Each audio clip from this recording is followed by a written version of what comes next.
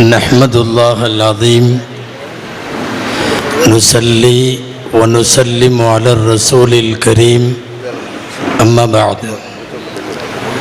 فقد قال الله سبحانه عز وجل في كلامه القديم والفرقان الحميد أعوذ بالله من الشيطان الرجيم بسم الله الرحمن الرحيم لقد كان لكم في رسول الله أسوة حسنة صدق الله العظيم.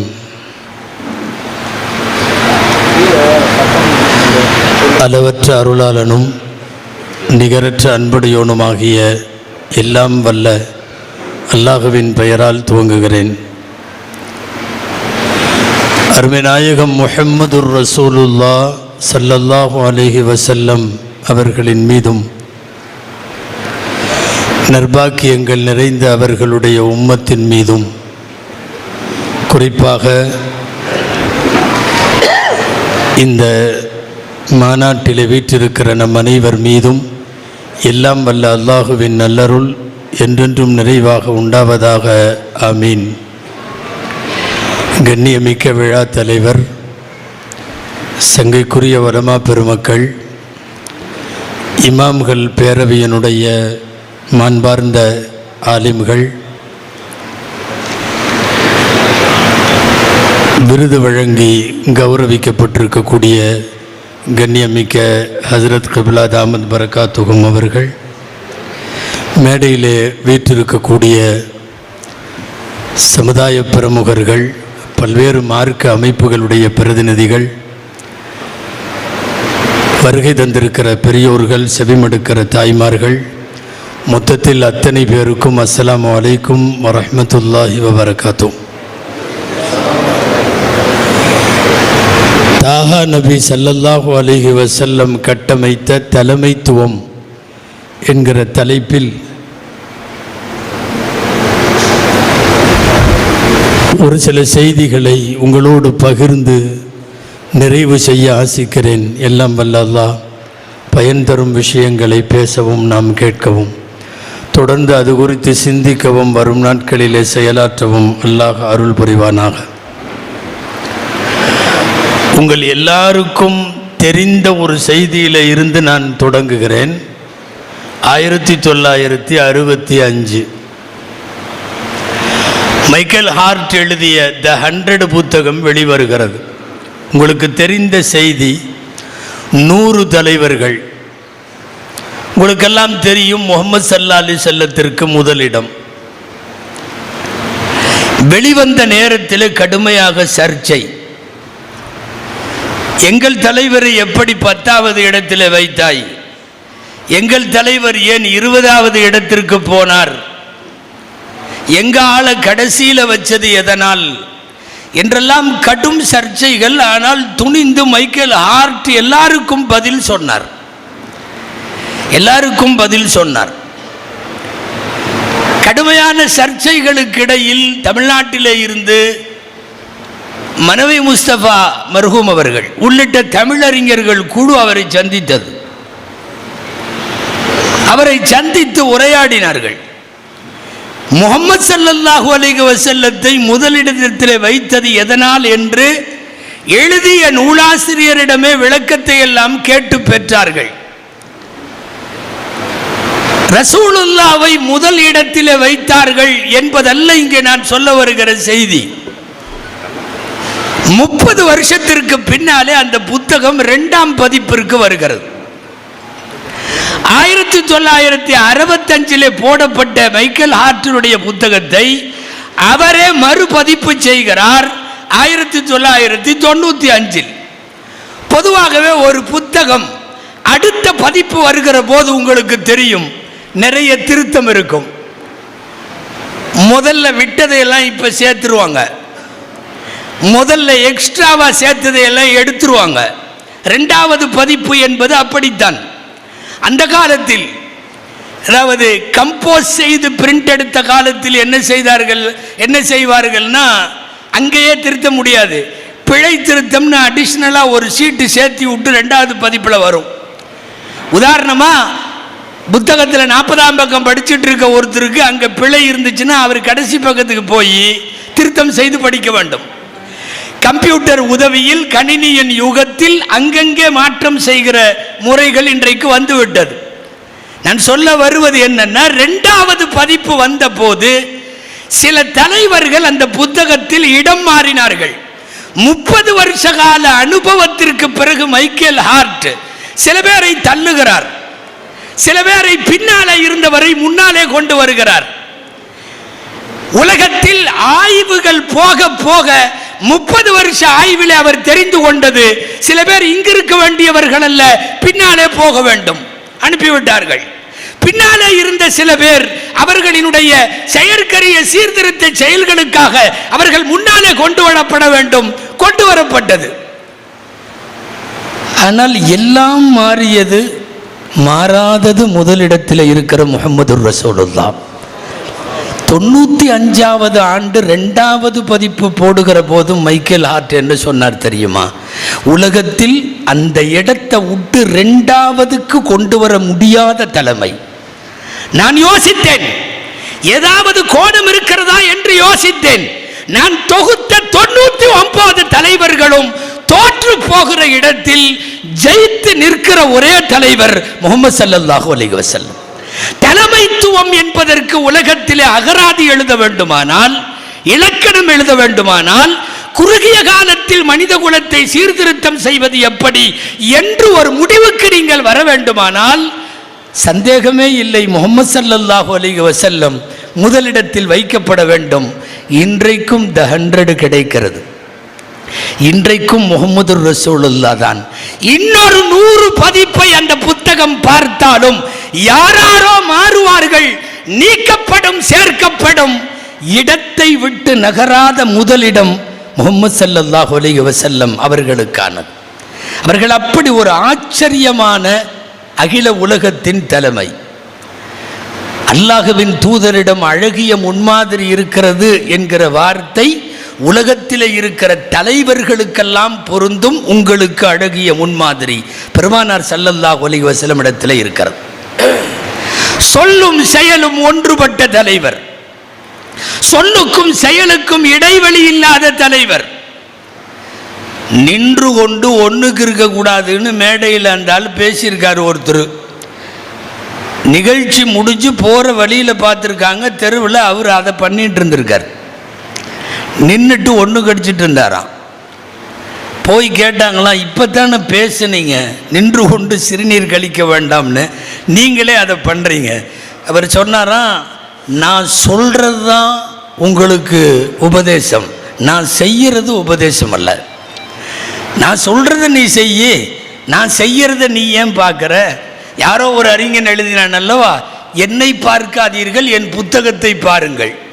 அதாவது இவர் எழுதின புஸ்தகத்தை பார்த்து நாம் கரெக்டாக வாழணுமா? அவரை பார்க்க முடியாதான். காரணம், இவர்கள் சொல் வேறு, செயல் வேறு. இவர்கள் பேசுவது வேறு, நடைமுறை வேறு.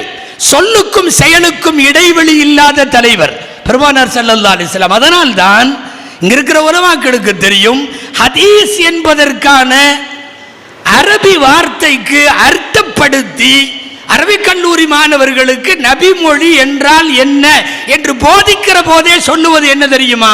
நபிகளாரின் சொல்லும் நபிகளாரின் செயலும் நபிகளாருக்கு முன் நடைபெற்று அவர்கள் ஆமோதித்தவைகளும், இதுக்கெல்லாம் சேர்த்து நபி மொழியின் பேர். கவுலுன் நபியி வ ஃபிஅலுஹு வ தகாரீருஹு என்று நாம் சொல்லுவோம் அல்லவா? பெருமானாரின் சொல் மட்டுமல்ல நமக்கு செயலும். காரணம், சொல்லும் செயலும் அங்கே இடைவெளி இல்லாமலேயே இருந்தது. ஒரு தலைமைத்துவத்திற்கு என்னென்ன தேவையோ எல்லா அம்சங்களோடு அல்லாஹ் உருவாக்கினான். நாமெல்லாம் அடிக்கடி கேள்விப்பட்டிருக்கிற நபி மொழி, எல்லா நபிமார்களும் ஆடு மேய்த்தார்கள் இல்லையா? மாமின் நபியின் இல்லா வகத் ரஅல் கனம் காலு அன்த யா ரசூலல்லாஹ், நீங்களும் ஆடு மேய்த்தீர்கள். நஅம் குன்து அர்ஆஹா அலா கராரித் அஹ்லி மக்கா, ஆம், மக்காவாசிகளுக்கு சில நாணயங்களை, சில காசுகளை பெற்றுக்கொண்டு நானும் ஆடு மேய்த்தேன். இந்த ஹதீஸை பதிவு செய்து இதற்கு விளக்கம் எழுதுகிறார்கள் ஹாஃபிஸ் இப்னு ஹஜர் ரஹிமஹுல்லாஹ் தங்களுடைய ஃபத்ஹுல் பாரியில். புகாரியின் விரிவுரையில் ஹாஃபிஸ் அவர்கள் என்ன எழுதுகிறார்கள்? ஆடு மேய்க்க சொன்னதில் 3 செய்தி உண்டு. கியாமுல் அம்ரி பில் உம்மா, ஆடு மேய்க்கிற அந்த இடையருக்கு தெரியும் கட்டுக்கோப்பாய் ஒரு கூட்டத்தை எப்படி நடத்தி செல்வது, என்ன தேவை என்று தெரியும். எனவே ஆடு மேய்த்தார்கள். அஷ்ஷஃபகத்து அலல் ஹல்க், அதிகமாக சேட்டை செய்யாத குறும்பு இல்லாத பிராணி ஆடு. அந்த ஆட்டை நடத்துகிற மனித நேயத்தில் உயிரினங்களின் மீது கொள்ள வேண்டிய இரக்கமும் அருள் உணர்வும் வாய்க்க பெறும். எனவே அந்த அருள் உணர்வு ததும்புவதற்காகத்தான் நபிகள் உட்பட எல்லாரும் ஆடு மேய்த்தார்கள். 3வது சொல்லுவார்கள், மந்தையில் இருக்கிற ஆட்டை கவ்வி செல்ல எப்போதும் உலகத்தில் ஓநாய்களின் கூட்டம் இருக்கும். எதிரிகளிடமிருந்து உம்மத்தை பாதுகாக்கிற அவசியத்தை வலியுறுத்த அல்லாஹ் ஆடு மேய்க்க வைத்தான் என்று. ஆடு மேய்ப்பதில் பொறுப்புணர்வு, 2வது அருள் உணர்வு, 3வது விரோதிகளிடமிருந்து பாதுகாக்கிற அந்த பாதுகாப்பு கடமை. இதையெல்லாம் எல்லா நபிக்கும் அல்லாஹ் தந்தானே, அது தலைமைத்துவத்திற்கு அல்லாஹ் வைத்திருக்கிற முதல் பாடம். எபெருமானார் ஸல்லல்லாஹு அலைஹி வஸல்லம் நபிமொழிகளில் விரவி கிடக்கிற அந்த அற்புத தலைமையின் அழகான காட்சிகள் ஏராளம் ஏராளம். நீங்கள் எல்லாம் அடிக்கடி பயான் கேட்பவர்கள், அதனால நீண்ட நெடிய வரலாறுகள் சொல்ல வேண்டியதில்லை. நான் கோடிட்டு சில விஷயங்களை காட்ட வேண்டும். எல்லாரிடத்திலும் அவர்களுக்கு தோதுவாய் பழகிவிடுகிற, மாறிவிடுகிற அந்த இயல்போடு ஒட்டி விடுகிற தலைமை.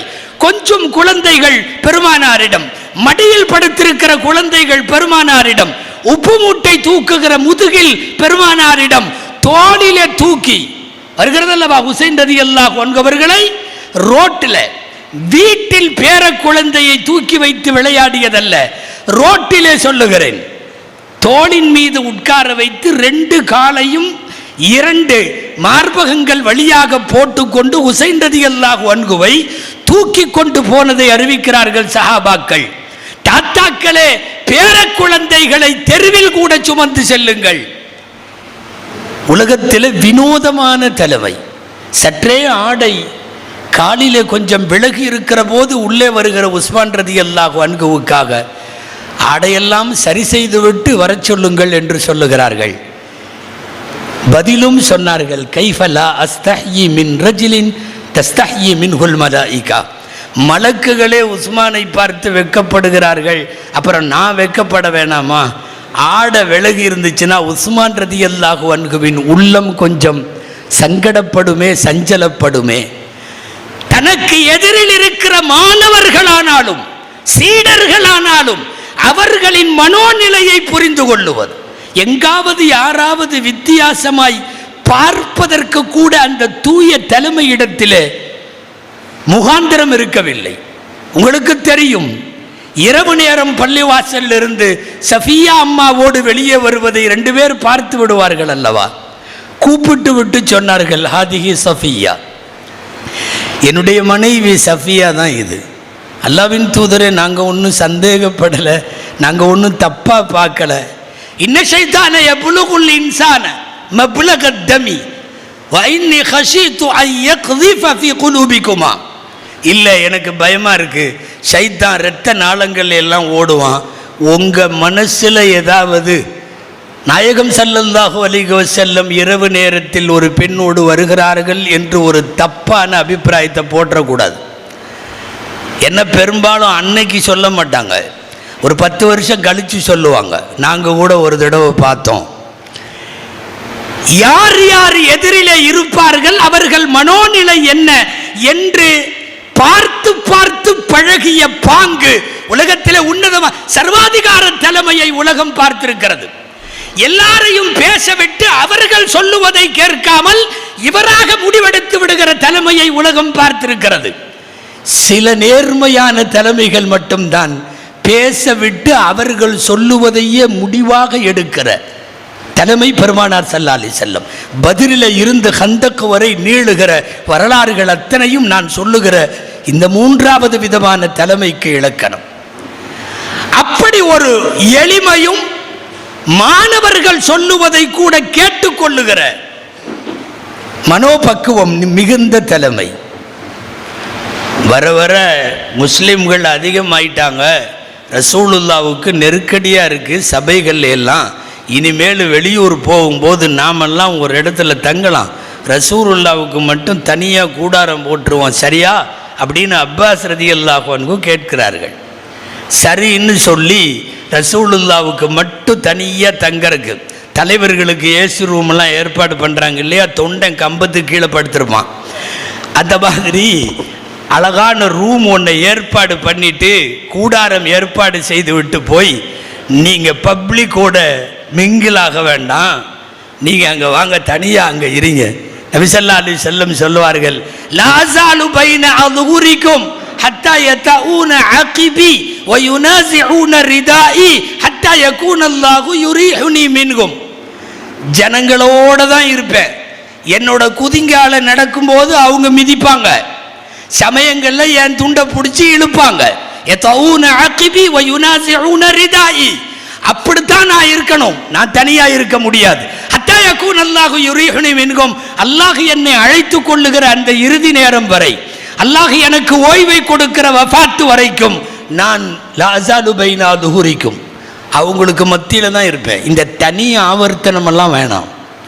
மக்களோடு மக்களாய் கலந்து விடுகிற தலைமைதான் காலத்திற்கும் நிற்கும்.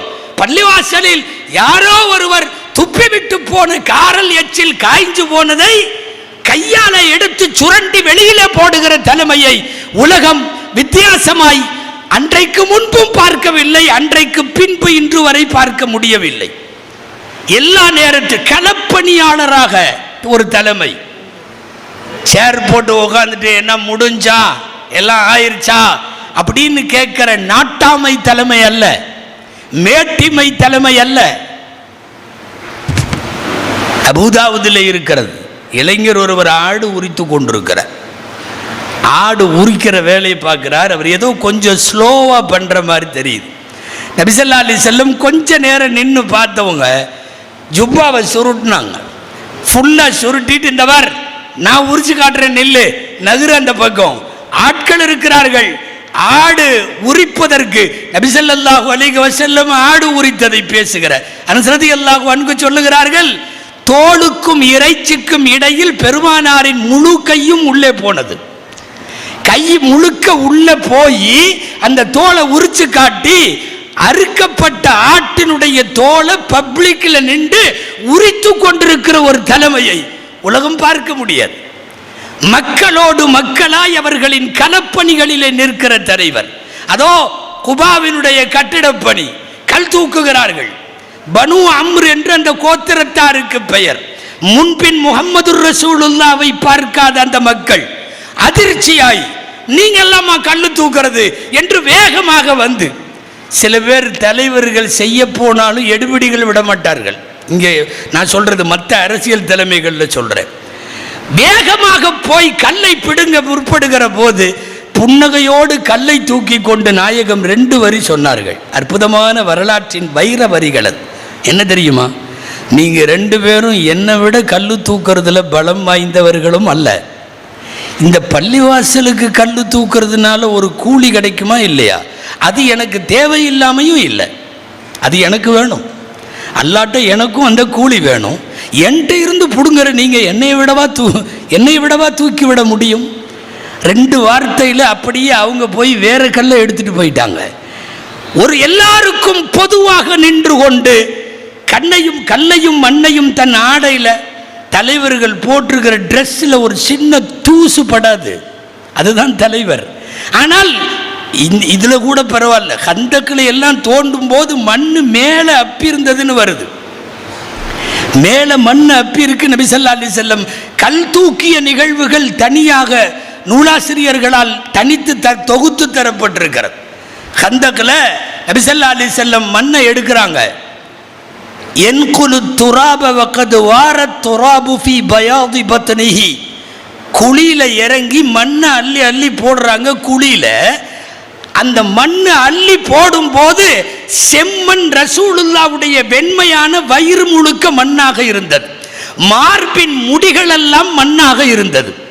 சொல்லித் தருகிறார்கள் சஹாபாக்கள், கிட்டத்தட்ட ஒரு கொத்தனார் ரேஞ்சில் குழிக்குள்ள இறங்கி வேலை பார்க்கிற மாதிரி ஒரு தலைமையை நீங்கள் உலகத்தில் எங்காவது பார்க்க முடியுமா? கல் தூக்கிய நிகழ்வுகளில் எத்தனையோ. மதீனாவிற்கு போனவுடன் மக்காவிலிருந்து போனவர்களில் முதலில் மௌத்தான சஹாபி நீங்கள் அறிந்திருக்கலாம், உஸ்மான் இப்னு மதுஊன் ரலியல்லாஹு அன்ஹு என்கிற மூத்த சஹாபி. கபரடக்கத்திலே கலந்து கொள்ளுகிறார்கள் நாயகம் ஸல்லல்லாஹு அலைஹி வஸல்லம். தலைமாட்டில் ஒரு அடையாள கல் வைக்கணும்.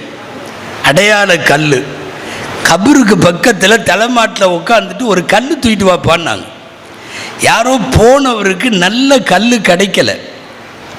ஒரு தலைமாட்டில்னா கபரில் ஊண்டி வைக்கிற அளவுக்கு ஒரு கல் வேணுமல்ல, கிடைக்கல. ஒரு கல் கிடைச்சது நல்ல, ஆனால் பெரிய கல். அவரும் தூக்கி தூக்கி பார்க்குறாரு, தூக்கி தூக்கி பார்க்குறாரு, முடியலை. தூரத்தில் இருந்து கவனித்து விட்டார்கள் நபி ஸல்லல்லாஹு அலைஹி வஸல்லம். தூக்க முடியல பொழுது, நான் வர்றேன் இரு. நேராக போகிறார்கள். அங்கேயும் அந்த நபிமொழியில் வருகிறது, கையை ரெண்டையும் சுருட்டினாங்க. சுருட்டிட்டு அப்படியே ஒரே கல்.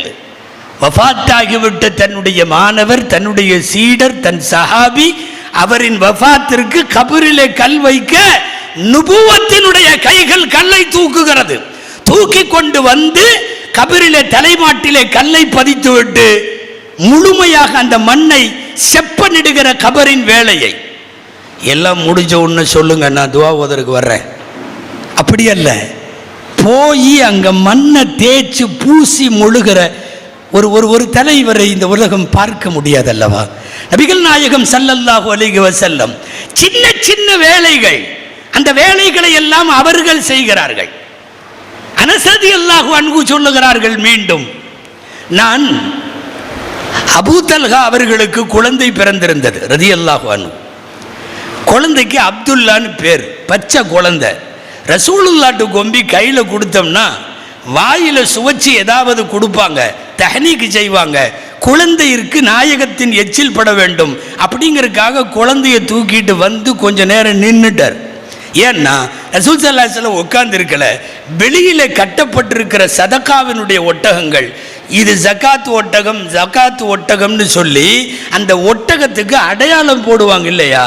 கையில் ஒரு சாயக்குச்சியை வைத்து கொண்டு சதகாவின் ஒட்டகங்களுக்கு அடையாளம் போட்டு கொண்டிருக்கிறார்கள் அருமை நாயகம் ஸல்லல்லாஹு அலைஹி வஸல்லம். ஒஃபி யதிஹி அல் மீசம் யஸிமு இபில ஸதகா. அனஸ் சொல்லுகிறார்கள், நான் உள்ளே போகிற போது சதகாவின் இந்த அடையாளம் போடுறது, குறி போடுறது, மார்க் பண்றதெல்லாம், எப்பா சதகாவோட ஒட்டகத்துக்கு பூரா மார்க் பண்ணிரு அப்படின்னா எத்தனை பேர் செய்வாங்க? தொண்டர்கள் நிறைய இருக்கலாம். நானும் ஒரு களப்பணியாளன், நானும் தலைவனாக அல்ல, நானும் உங்களோடு ஒருவன்.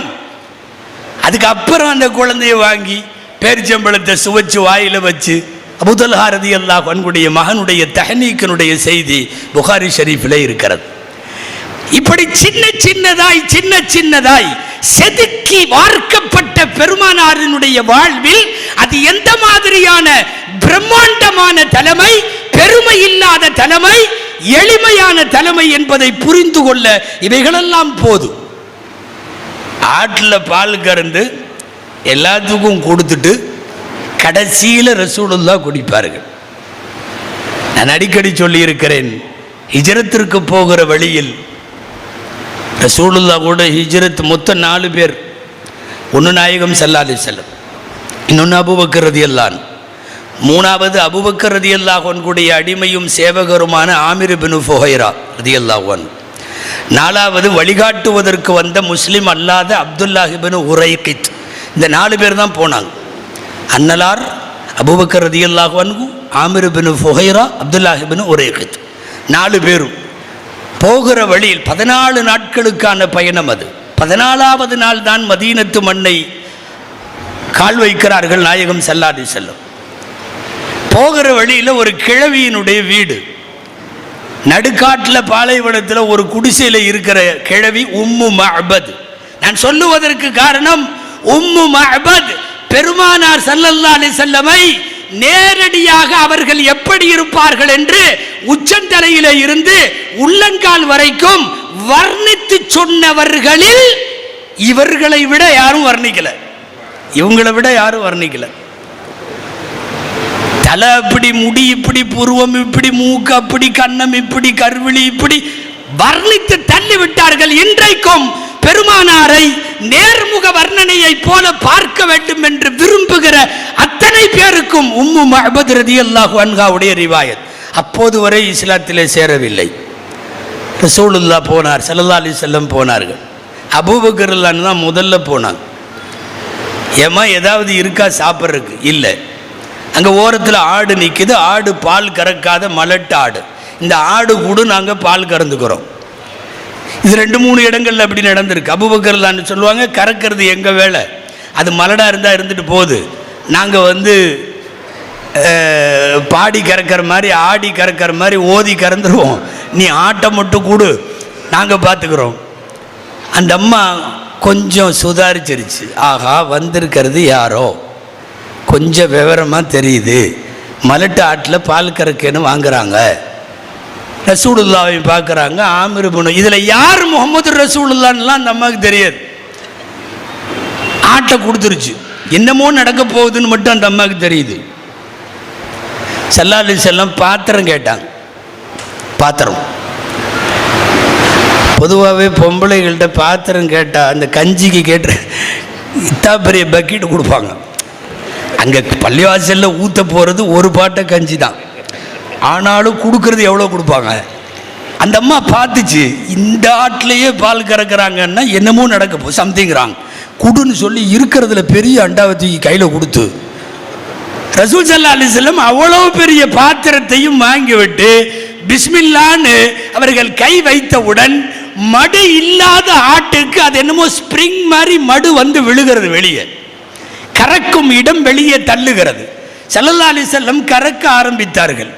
இமை கொட்டவே இல்லை. அந்த அம்மா பார்த்துக்கிட்டே இருக்கு ரசூல் ஸல்லல்லாஹு அலைஹி வஸல்லம் கறக்கிறது. கறந்து விட்டு நபி ஸல்லல்லாஹு அலைஹி வஸல்லம் அங்கே கொடுத்தாங்க, குடிங்கன்னு. அவங்க குடிச்சு திரும்ப வாங்கி இன்னும் கொஞ்சம் கறந்து அங்கே கொடுத்தாங்க. அந்த அம்மாவுக்கு லேசாக சந்தேகம், இவங்க 4 பேர்த்தில் இவர் தலைவரா அல்லது இவர் வேலைக்காரரா? ஏன்னா கறக்கிற தோரணையை பார்த்தா இவர் தான் தலைவர் மாதிரி தெரியுது. ஏன்னா இந்த ஆட்டில் பால் கறக்கிறார். ஆனால் கறந்து முதல்ல அவர் குடிச்சிட்டு மிச்சத்தை கொடுக்கணும். ஆனால் எடுத்து எல்லாத்துக்கும் கொடுத்துட்டு கடைசியாக இவர் குடிக்கிறாரு. இந்த அம்மாவுக்கு லேசாக தயக்கம், இவர் என்ன தொண்டரா அல்லது தலைவரா? சொல்ல வர்றதும் அதுதான். நான் அந்த அம்மா உத்து பார்த்து, நான் ஆரம்பத்தில் சொன்னேன் இல்லையா, கொஞ்ச நேரம் பார்த்துட்டு இருந்ததில் அல்லாஹு அக்பர் முழுமையாக ரசூலுல்லாஹ் வர்ணிச்சிருச்சு. அது இவ்வளவு நேரம் பொம்பளைங்க பார்த்தா, பொம்பளைகள் லேசாக பார்த்தாவே முழுசாக சொல்லிடுவாங்க. இந்த கல்யாண வீட்டுக்கெல்லாம் நாம் கூட்டிகிட்டு போகிறோம்ல, உங்களுக்கு தெரியும். கல்யாணத்துக்கு போயிட்டு வந்த உடனே மாப்பிள்ளை எப்படி அப்படின்னு நம்மள்கிட்ட கோட்டு போட்டிருந்தார், மாலை போட்டிருந்தார். நமக்கு அதை தவிர வேறு ஒன்றும் தெரியாது. நம்ம டிபார்ட்மெண்ட் என்னென்னா, அந்த பிரியாணியில் என்ன தூக்கல், என்ன இறக்கம், எது மசாலா எப்படி, என்ன ஏது, இதுதான் போகும். ஆனால் அவங்கள்ட்ட கேளுங்க, கொஞ்சம் வாய் கோணையாக இருந்துச்சுல்ல, கண்ணு ஒரு கண்ணு சின்ன கண்ணு மாதிரி இருந்தது, இது எப்படி இவ்வளவு தூரம் ஜஸ்ட் ஒரு கிளிக்கு தான் பார்த்துருப்பாங்க. அப்படி எந்திரிச்சு இப்படி எட்டி அப்படி மாப்பிள்ளைய ஒரு பார்வை பார்த்துட்டு உள்ளே போனதில் ஒரு கண்ணு சின்னதாக இருக்கிறது தெரியுது, உதடு ஒரு பக்கம் இழுத்துட்டு இருக்கிறது தெரியுது, நேரங்கிறது தெரியுது. எல்லாம் பொம்பளைகள் லேசாக பார்த்தாலும் அழுத்தமாக பார்ப்பார்கள். தாய்மார்கள் கோச்சுக்கு வேணாம். நம்ம ஆளுங்க ரொம்ப நேரம் பார்த்தாலும் விளங்காமையே பார்ப்பாங்க. இது இந்த மாப்பிள்ளை பார்க்குற இடத்துலையும் அப்படித்தாங்க. நடு வீட்டில் மாப்பிள்ளையை உட்கார வச்சுருவாங்க. நாமெல்லாம் எதிரில் உட்காந்துருப்போம் சேரில், நம்ம கண்ணுக்கெல்லாம் தெரியாது. அந்த ஸ்க்ரீனுக்கு பின்னாடி இப்படிம்பாங்கல்ல, அதில் அப்படியே பூரா பயங்கரமான ஹெச்பி கேமராவில் உள்ளே போயிடும், அத்தனையும் பதிவாயிரும் ஹெச்டியில். அல்லாஹு அக்பர். உம்மு மஅபத் ரலியல்லாஹு அன்ஹா அப்படி அறிவிச்சாங்க ரசூலுல்லாஹ்வை பற்றி. கன்னத்தில் இருக்கிற கோடெல்லாம் வருது ஹதீஸில், நபி ஸல்லல்லாஹு அலைஹி வஸல்லம். அப்புறம் 4 பேரும் குடிச்சு முடிச்சாச்சு, ஃபுல்லாக திரும்ப கறந்தாங்க. ஃபுல்லாக இந்த ஏதாவது கொஞ்சம் கொடுத்தாலும் பள்ளிவாசலில் தப்ரூக்குக்கு போகிறப்ப கொஞ்சம் திரும்பி வருமல்ல, பாலை ஃபுல்லாக கொடுத்துட்டாங்க நபி ஸல்லல்லாஹு அலைஹி வஸல்லம். அந்த அம்மா வாங்கி வச்சிருச்சு. வந்தவங்க என்னமோ முக்கியமானவர்கள்னு தெரியுது. கொஞ்ச நேரத்தில் வெளியே போயிருந்த அபூ மஅபத் ரலியல்லாஹு அன்ஹு அவர் வர்றார். அவர் நாயகம் ஸல்லல்லாஹு அலைஹி வஸல்லமத்தை பற்றி கேள்விப்பட்டு வைத்திருந்தவர், பார்க்க ஆவலாக இருந்தவர். அவர் அப்ப இல்ல வந்தார், பக்கெட்டு ஃபுல்லா பால். ஏது 4 பேர் வந்தாங்க. அவங்க எங்கேயோ எஸ்ரிபுக்கு இப்படி போகிறாங்க, போகிற வழியில் பசிக்குதுன்னாங்க. பால் கறக்காத மலட்டு ஆட்டில் பால் கறந்த எல்லாம் சொன்ன போதே அவருக்கு புரியுது. அப்போ அவர் கேட்டார், ஆமா நீ பார்த்த இல்ல மலட்டு ஆட்டிலே பால் கறந்தார் அல்லவா, அவர் எப்படி இருந்தார் சொல்லு அப்படின்னு கேட்கும் போதுதான் இந்த ஹதீஸ் நமக்கு கிடைக்கிறது. தன் கணவரிடத்தில் கண்ட காட்சியை அவர் எப்படி இருந்தார் என்று ரோமத்திலே தொடங்கி பாதம் வரைக்கும் அந்த அம்மா வர்ணித்து சொன்னது. நிகழ்ச்சியை தொட்டு விட்டதால் நான் தொடர்ந்து முடித்து விடுகிறேன். ஒரு ஆடு, நபிகள் ஸல்லல்லாஹு அலைஹி வஸல்லம் பால் கறந்த ஆடு. ஒரு ஆடு எவ்வளோ காலம் ஹயாத்தோடு இருக்குங்க? சும்மா சொல்லுங்களேன், ஒரு ஆட்டினுடைய ஆயுட்காலம் எவ்வளோ? நமக்கு அதிகமாக தெரியாது. காரணம் என்ன, 5 வருஷம் சொல்கிறாங்க, 5 வருஷம் 6 வருஷம். நாம் 1 வருஷத்துக்கு மேலே விட்டு வச்சா தானே தெரியும். நான் அதுக்குள்ளே பிஸ்மில்லாஹி அல்லாஹு அக்பர், ஒன்று பக்ரீத் வரும், இல்லை அகீகா வரும், இல்லை என்னமாவது வரும். நமக்கு விட்டு வைக்காததுனால ஒரு ஆட்டினுடைய ஆயுட்காலம் எவ்வளோன்னு தெரியலை. 5 வருடம் அல்லது 6 வருடம் தான் ஒரு ஆட்டினுடைய அதிகபட்ச ஆயுட்காலம். அல்லாஹுவின் பேரருள் பெருமானார் ஸல்லல்லாஹு அலைஹி வஸல்லம் கரம்பட்டு அவர்கள் பால் கறந்த ஆடு 22 வருஷம் ஹயாத்தோடு இருந்தது. 22 வருஷம். உஸ்மான் ரலியல்லாஹு அன்ஹு காலத்தில் அந்த ஆடு வஃபாத்தான போது சில சஹாபாக்கள் போனார்கள்.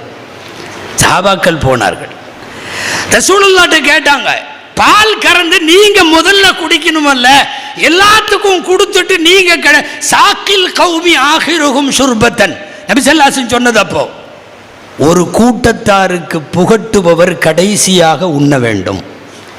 நீங்கள் கல்யாண வீட்டில் சப்ளையர்னு வச்சுங்களேன், முதல்ல சாப்பிட்டு சப்ளை பண்ணுறதல்ல. சாக்கில் கௌமி ஆகிருகும் சுர்பா, ஒரு கூட்டத்தாருக்கு புகட்டுபவர் கடைசியாய்த்தான் குடிக்க வேண்டும், அதுதான் நியதி. நபிகள் ஸல்லல்லாஹு அலைஹி வஸல்லம் ஆட்டை பிடித்து தொண்டர்களுக்கு பால் கறந்து அவர்கள் வயிறாறிய பின் பசியாறிய பின் தான் குடிக்கிற புசிக்கிற பழக்கம் கொண்டிருந்த ஒரு அபூர்வ தலைமை உலகம் காண்பது அரிது வரலாற்றின் எல்லா காலங்களிலும். அவ்வளவு பெரிய ஈருலக தலைவரின் வீட்டு வாசலிலே வாயிற்காவலர்கள் இல்லை.